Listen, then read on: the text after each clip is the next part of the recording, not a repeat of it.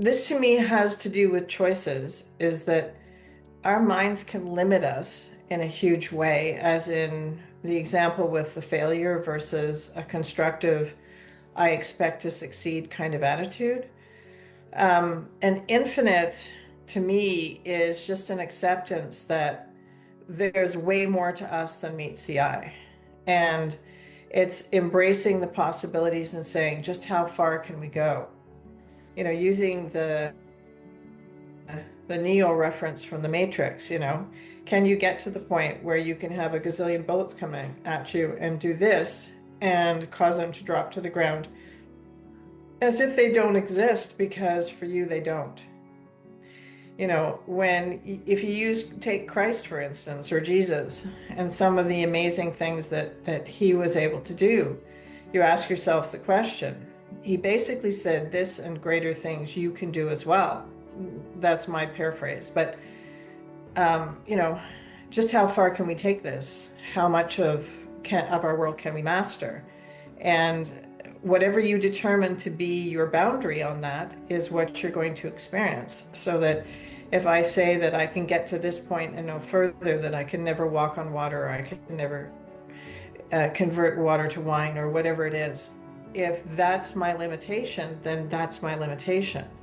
If, on the other hand, I entertain the idea that it's possible and that it's part of my future to be able to do this, then I will be guided down a pathway of experiences that will change my thinking, change how I perceive reality, so that I am eventually able to master reality like Neo did, or like Jesus did, or whatever.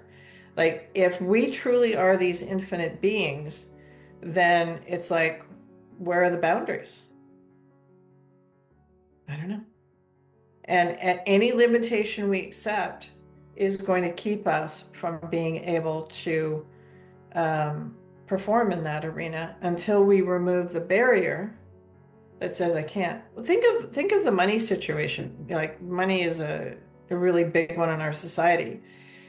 What I found when I worked with clients is their money part, or their money attitude, was in a large part determined by how they grew up and what they experienced when they were growing up. And if they grew up in affluence, they grew up with a belief that they were going to be affluent, and without a word of a lie, they would be. Not because they were necessarily spectacular, but because they were wired for it. They believed, like, this was their whole experience. They grew up in affluence and just, it's like it fell out of them. Whereas people that grew up in varying states of limitation financially usually recreate what they experienced growing up, at least as a first layer.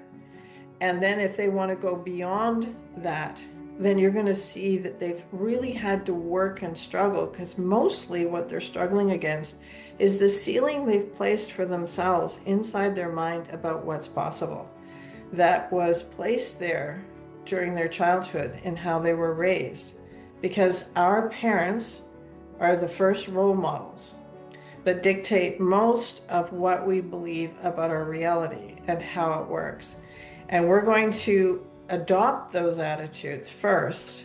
And if we want to expand beyond what we were trained, then we're going to have to work to push out our thought about what's possible, because this is all operating subconsciously and we don't even know we're recreating it.